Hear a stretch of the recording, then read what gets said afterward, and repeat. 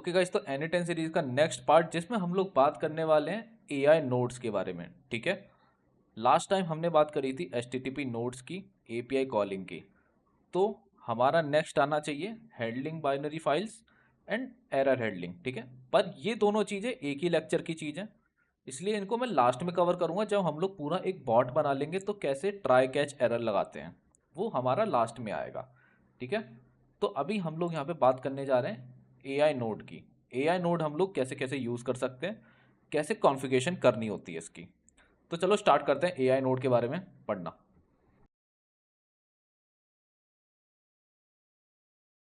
Okay, तो यहाँ पे मैंने एन10 का अपना वर्कफ्लो खोल लिया।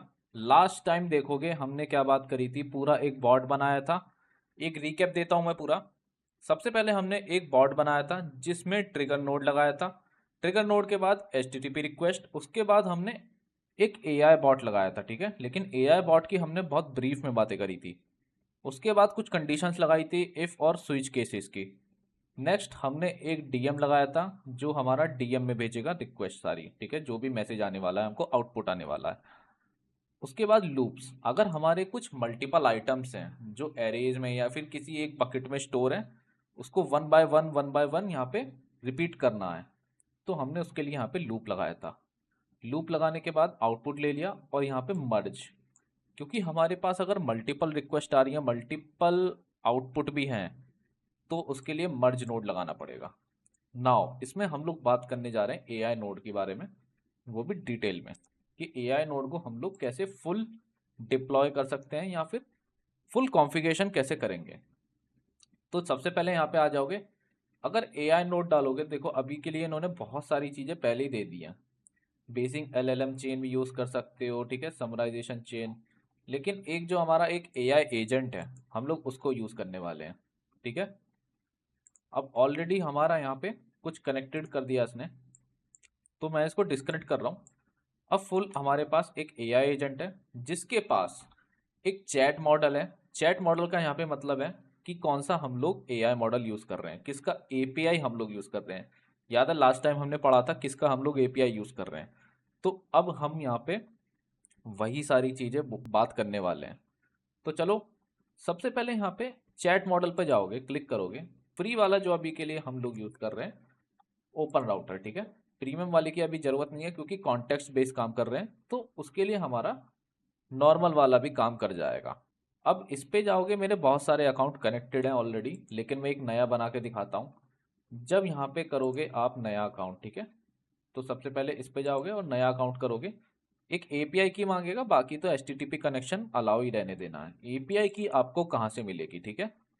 ओके, तो एपीआई की के लिए सबसे पहले यहाँ पे ओपन राउटर की वेबसाइट पे जाओ, वहाँ पे लॉगिन कर लेना और स्टार्टिंग का कुछ यहाँ पे फ्री मिल जाएगा। गेट एपीआई की करोगे, अपना कुछ लॉगिन वगैरह डालोगे, वहाँ पे ऐप का नेम पूछेगा और उसके बाद आपको एपीआई की मिल जाएगी, जो यहाँ पे आके पेस्ट करने के बाद ऐसे दिखा देगा कनेक्शन सक्सेसफुली। ठीक है, नाउ उसके बाद मॉडल सेलेक्ट करना, और मॉडल में अभी के लिए हम लोग जीपीटी का मिनी वर्जन यूज़ कर रहे हैं 4.1।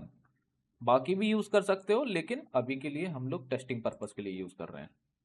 चलो, यहाँ पे ये कनेक्ट हो गया। थोड़ा सा छोटा कर देता हूँ। अब देखोगे यहाँ पे कनेक्ट हो गया। मेमोरी, मेमोरी में हमारे पास मल्टीपल चीज़ें आती हैं। अगर हमको डेटाबेस एसक्यूएल चाहिए या नो एसक्यूएल चाहिए, दोनों में ऑप्शन रहता है। ठीक है, एसक्यूएल का यहाँ पे मतलब हो गया स्ट्रक्चर क्वेरी लैंग्वेज। अब वो अलग कॉन्सेप्ट हो जाएगा, उसके समझाने जाऊंगा, तो उसमें अलग चीज़ें हैं। स्कीमा पहले से बनाना होता है, उसमें हम लोग थोड़े मॉडिफिकेशन रेस्ट्रिक्ट होते हैं। और नो एसक्यूएल हमारे पास थोड़ा सा फ्रीली रहता है, लेकिन उसमें हम लोग कुछ भी डाल सकते हैं, कभी भी कुछ भी पैरामीटर बना के। लेकिन एक हमारे पास आता है लोकल कैश मेमोरी, जो हमारे पास सिंपल मेमोरी के नाम से है। इसको अभी के लिए यूज़ कर सकते हो अगर यहाँ पे कोई प्रोडक्शन लेवल का काम नहीं कर रहे हो या फिर कोई थोड़ा मीडियम लेवल का भी कोई काम नहीं है, तो पर्सनल यूज़ के लिए सिंपल मेमोरी यूज़ कर सकते हो। लेकिन अगर डेटाबेस स्टोर कराना है कुछ, तो डेटाबेस स्टोर कराने के लिए कुछ मोंगोडीबी वगैरह कनेक्ट करना पड़ेगा, तो उसके लिए अलग एक बना दूंगा मैं। सिंपल मेमोरी यहाँ पे बना दोगे। अब उसके बाद आता है यहाँ पे टूल। ठीक है, टूल यहाँ पे बेसिकली क्या है कि अगर यहाँ पे हमारा कोई अलग से फंक्शन रन हो रहा है, अलग से कोई हमको एचटीटीपी नोड से कुछ डेटा आ रहा है, ठीक है, जो हमको एआई एजेंट में चाहिए डायरेक्टली, या फिर कोई अलग से हमने वर्क फ्लो बनाया हुआ है जिसका डेटा कुछ हमको चाहिए, जैसे होता है यहाँ पर रिकर्सिव, ठीक है। कोई अलग फंक्शन बनाया हुआ है, जैसे हमने किसी वेदर का फंक्शन बनाया हुआ है, वेदर एपीआई का, वो हमको कुछ टेम्परेचर देता है डेली बेस पे, या फिर हमको देता है कि क्या मौसम है, या सारी चीज़ें हमको दे देता है वो। तो अलग अलग यहाँ पे दे सकते हो। और भी बहुत सारी चीज़ें हैं, एमसीपी वगैरह अभी के लिए यहाँ पे कनेक्ट कर सकते हो अगर एमसीपी थोड़ा सा पता है, वरना कोई दिक्कत नहीं है। यहाँ पे हम लोग कर देंगे कोई नोड कनेक्ट अपना, और नोड कनेक्ट करने के बाद यहाँ पे कुछ डिस्क्रिप्शन दे देना, जैसे डीबी डाल दिया, और चूज फ्रॉम लिस्ट, ठीक है। चूज फ्रॉम लिस्ट में मेरे पास यहाँ पे बहुत सारे यहाँ पे एनालिसिस टूल हैं, या फिर इनपुट भी डालने वाली चीज़ है। अगर उस वर्क फ्लो में इनपुट चाहिए तो इनपुट डाल देना, वरना तो इसको डिलीट कर देना, ठीक है। अब इसको हटा दो, ठीक है। अब यहाँ पे हमारे पास दूसरा वर्क फ्लो कनेक्ट हो गया। अब नेक्स्ट हमारा आउटपुट। अब आउटपुट हमको किस फॉर्मेट में चाहिए? अगर आउटपुट हमको एक सिंपल फॉर्मेट में चाहिए तो एडिट फील्ड में क्लिक करना, और यहाँ पे सेव करा लेना आउटपुट, ठीक है। मैपिंग कर देगा वो उसकी अच्छे से। चलो, ये तो हमने बात करी एआई एजेंट को कॉन्फ़िगर करने की, लेकिन सबसे इंपॉर्टेंट चीज अभी भी रह रही है, वो है एआई का प्रॉम्प्ट। कभी भी ग्रॉक या चैट जीपीटी या जेमिनाई पे बिना प्रॉम्प्ट दिए एआई ने कुछ दिया है क्या? नहीं दिया। तो अब हम इसको यहाँ पे कुछ भी प्रॉम्प्ट दे सकते हैं अपने हिसाब से। कुछ भी का मैं यहाँ पे मतलब होता है, अगर यहाँ पे स्टॉक का डेटा चाहिए कि विप्रो का एनालिसिस चाहिए, जो भी हमारे पास डेटा आ रहा है कहीं से भी, उसमें से मुझे पूरा विप्रो के स्टॉक का एनालिसिस दो, तो यहाँ पे लिख सकते हो कि गिव मी विप्रो एनालिसिस, ठीक है।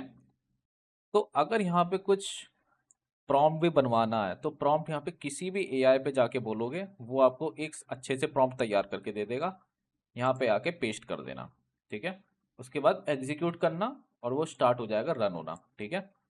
तो चलो, इसमें हम लोग ने बात करी एआई नोड की। एआई नोड कॉन्फ़िगर कैसे करते हैं, इसको यूज़ कैसे करते हैं।